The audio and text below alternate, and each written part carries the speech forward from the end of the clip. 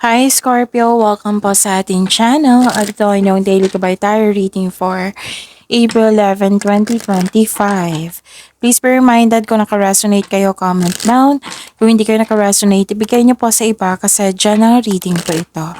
This is for you, Scorpio, ngayong April 11, 2025.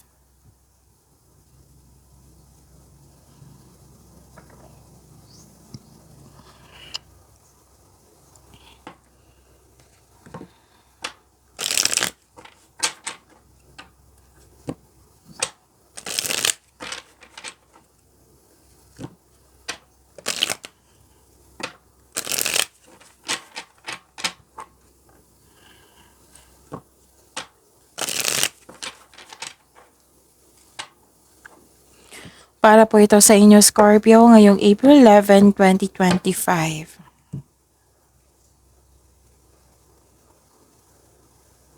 Maraming salamat po sa inyong patuloy na suporta at maraming salamat din po sa mga hindi nag-skip ng ads. Gamitin ang reading na ito bilang gabay lamang sa mga hindi pa nag-subscribe. Subscribe na po kayo at click bell notification para malaman nyo na may bago tayong video. Para sa mga gustong magpa-reading po, may lumabas dyan sa screen nyo ngayon. Panoorin nyo po, sundin ang instruction.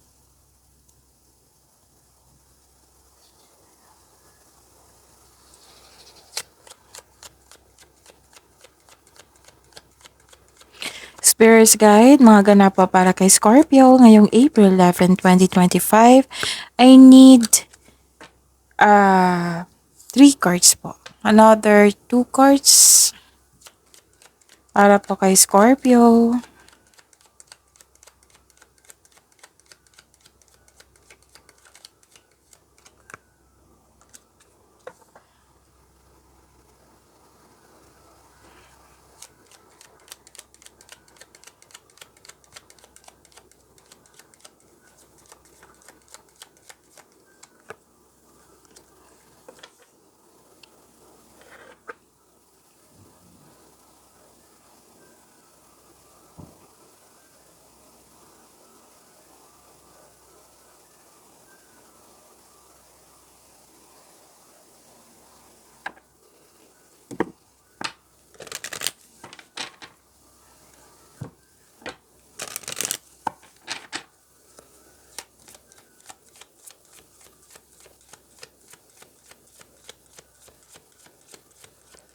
Spirits Guide, Angels, Archangels, Guardian Angels, message po para kay Scorpio ngayong April 11, 2025. Another message po.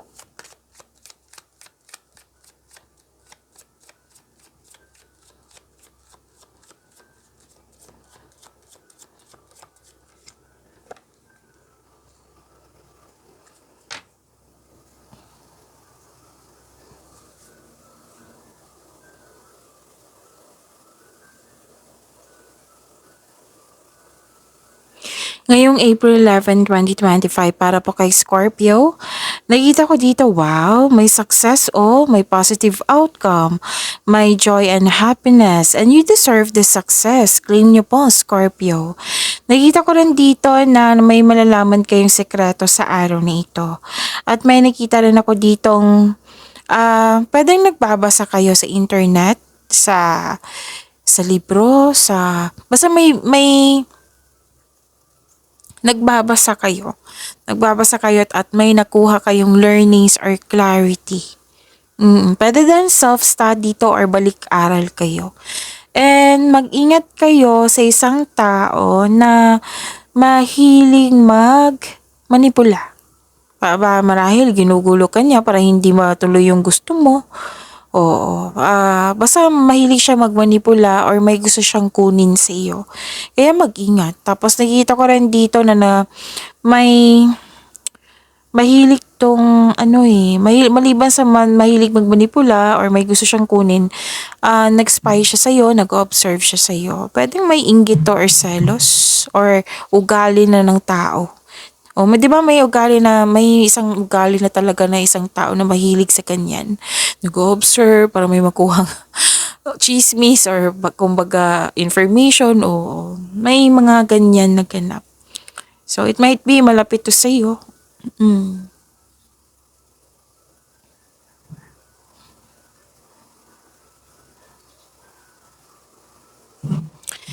And nag-message po, message from Archangel Zadkiel. Teaching and learning. Bakit blur? Okay. Sabi pa ni Archangel Zadkiel, keep an open mind and learn new ideas, then teach these ideas to others. For me sa akin, this is generosity kasi ideas is a blessings, right?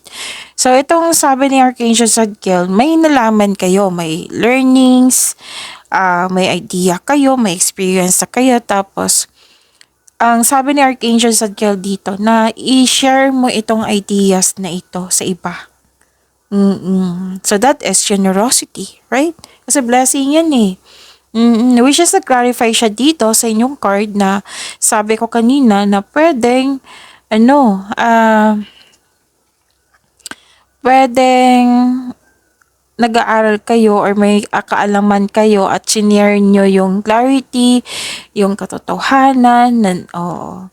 So that is generosity. Puro idea. Tingnan nyo, Tingnan nyo, Scorpio. 'Di ba? Brilliant idea. Puro idea eh. Sabi din dito, idea.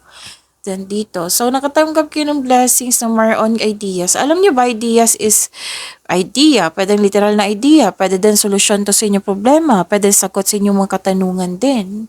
And ang sabi ni Archangel Uriel, yes, your idea is divinely guided. Please take action to bring your idea to fruition. So itong ideas dito is divinely guided. This is a gift from the universe na magagamit mo para sa iyong kaunlaran. So this is an action. Kailangan nyo bigyan ng action para mamunga ito. May naalala ko kanina, nagpray ako na may pray ako tapos may nagsagot sa akin, hindi sagot, may nag-asa, may nagtanong.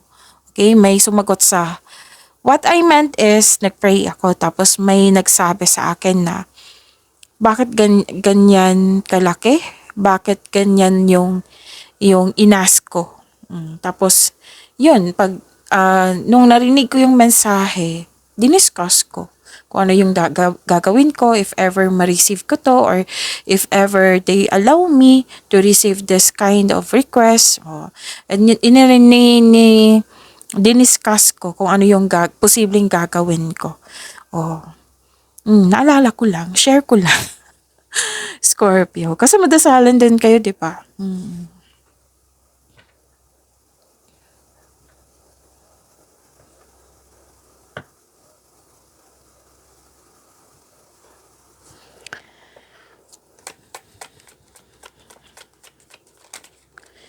Spirits guide.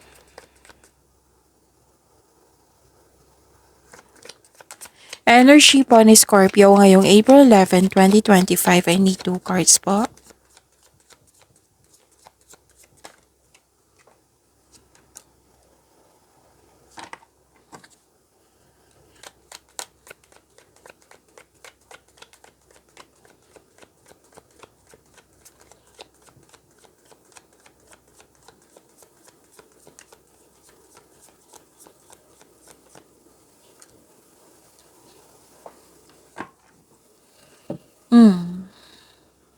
Okay.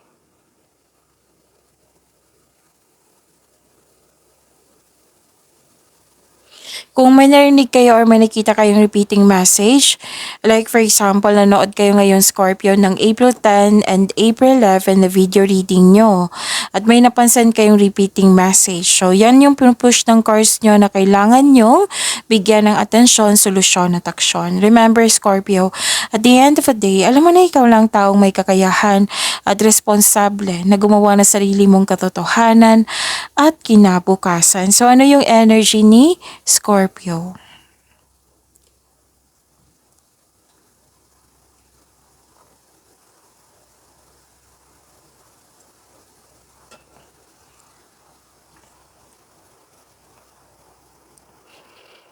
Okay.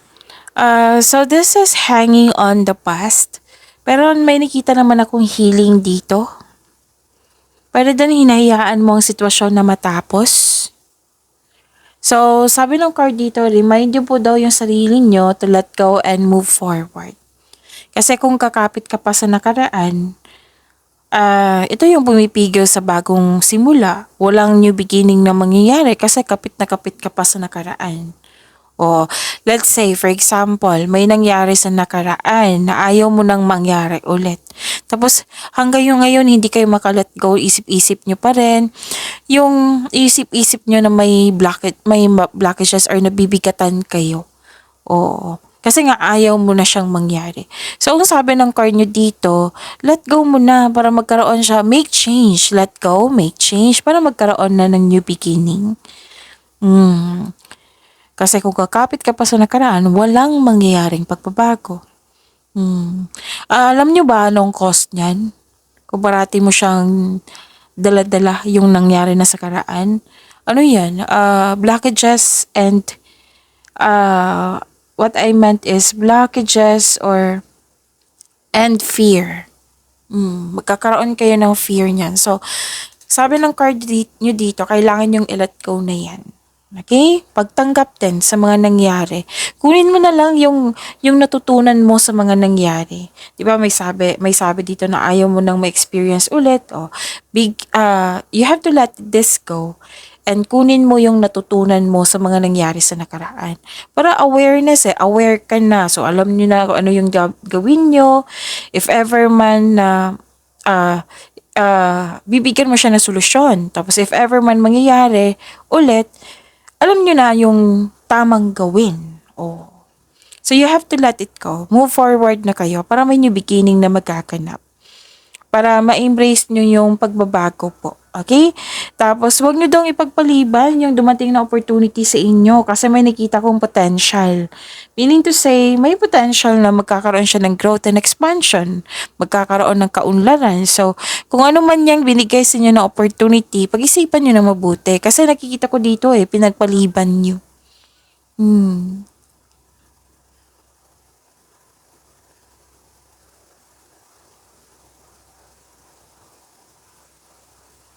At okay, this is good kasi you're finding a solution na. May exaggeration ako nakikita dito. Actually, ano to, competition or rivalry. Oh, pero now, binigyan mo siya ng action. Action, dalawa tong nakikita ko na action. Kasi sabi niyo dito, teka, sumusobra na to, hindi na to pwede. Oh, hindi na to pwede. So, you're finding a solution na. Pero ang sabi kasi ng card dito, una talagang sinabi, iwasan nyo na lang yun. Kung tao yan iwasan nyo na lang. Kasi kung hindi mo siya iwasan, much more na may pagkakataon na maiirita ka sa mga ginagawa niya, sa mga sinasabi niya, iwas na lang po. Or kung may chances na lalo't na't nasa tama kayo, so kailangan mong ipagtanggol lang yung sarili. O laban sa isang tao, so do a legal move kung kinakailangan pero una talagang sinabi, umiwas na lang. Si God na bahala sa kanya. Kung pasaway to sa inyo, si God na bahala sa kanya. Isuko mo siya kay God. I-mention mo yung name niya. Yung full name niya. Tapos, kung ano yung mga nararamdaman mong bigat, lahat-lahat ng hinanakit. Oo. Na i-share mo kay God. Isuko mo lahat. God, hindi ko na naintindihan. Like for example, God, hindi ko na maintindihan tong taong to. Nabibigatan ako. It might be may problema talaga sa akin. Like for example, acceptance. Hindi mo matanggap yung pag-uugali niya or sa mga ginagawa niya. Kaya nahihirapan ka. It might be na kailangan ko tong mapagdaanan. Kasi mga ganyang pag-ugali, challenge ka Mas makilala mo yung sarili mo kung paano ka maghanda ng ganyang sitwasyon, ng ganyang pag-uugali. So, discuss nyo. I-surrender nyo kay God. Tapos, hingi kayo ng divine assistance. Baka kasi, hindi siya baka. May matutunan ka talaga sa mga pangyayari, sa mga nangyari.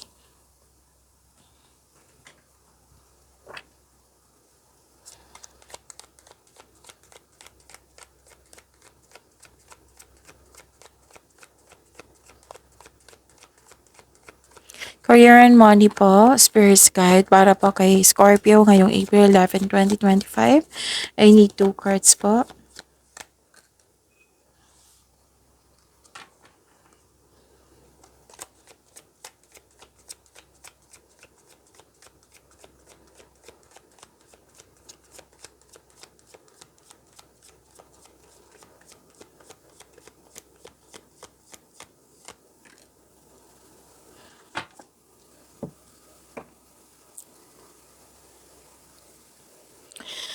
Okay, sa career and money niya po, Scorpio.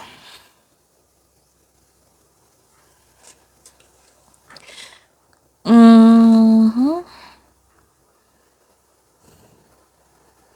Yung taong nanloko daw sa iyo, nagbago na siya, na-enlighten niya, na-realize niya na mali niya. Oh, yan yung sabi dito eh. Na na-realize niya na mali yung ginawa niya, nasaktan ka niya, guilty po siya. Pero tingnan lang natin mamaya kung gagawa siya ng action or pagkabukas. Kasi wala pa akong nakikita dito so far na gagawa siya ng action. Basta na-realize niya na mali niya. Guilty po siya. Actually, yung ginawa niya noon is deception, panlilin lang. Hindi siya tapat sa'yo, hindi siya nagsasabi ng totoo sa'yo, may naging toxic siya na pwede din naging backstabber ito, sinungaling siya, plastic siya sa'yo. Oo. Okay, it might be yung plano mo sinisira niya. Yung sabi ko kanina sa inyo sa Oracle cards, 'di ba? May taong hindi totoo sa inyo, may gustong kunin sa iyo, mahilig magmanipula, nag-observe siya sa iyo. Andito po siya na nagbago na po daw siya, na enlightened na po daw siya, guilty po daw siya. Tapos may sabi dito, Scorpio, busy na naman kayo, busy kayo, marami kayong gawain. Tapos may nakita ko dito parang hindi nyo kayang akuhin lahat yung responsibilidad, hindi nyo kayang akuhin yung mga ginagawa dyan. So it might be na exhausted kayo or napagod kayo. Kung pagod kayo, magpahinga. And as for help, huwag kayong magtanggap na alam nyo naman na kung sobra yan, kung mababurn out kayo niyan eh. So you have to have time management para iwas burnout. Or pwede din kasi may sabi dito na sumusobra yung tao. Dalawang card na po nagsabi, di ba? May sumusobra na. So maghahanap ka na ng solusyon. Tapos gusto mong may kausap dito, Scorpio. Gusto mong may kasama or gusto mong may kausap? Okay, nahirapan kayo magtiwala sa ibang tao. Gusto niyo mapag-isa, gusto niyo pagod kayo. Kitang-kita ko dito pagod kayo. So, kailangan nyong magpahinga. Okay?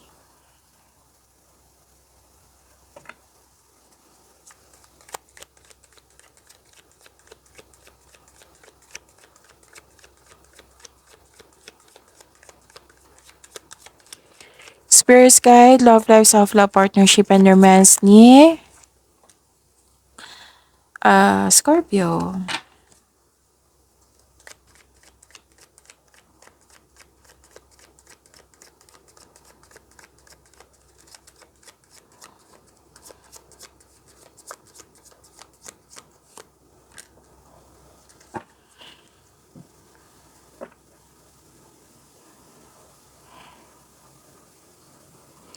Maraming salamat po sa patuloy na tiwala, suporta sa ating channel.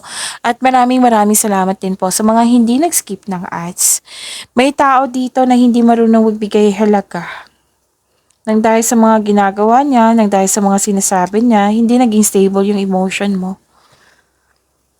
At mag-ingat din sa communication sa ibang tao. Baka may masabi ka na hindi maganda sa kanya. Or may gusto makipag-usap sa inyo at nireject mo siya. Baka ito yung tao na sa nakita ko sa career and money nyo, no? Na na-realize na niya. Kasi may gusto makipag-usap sa inyo dito pero ayaw mo siyang kausapin.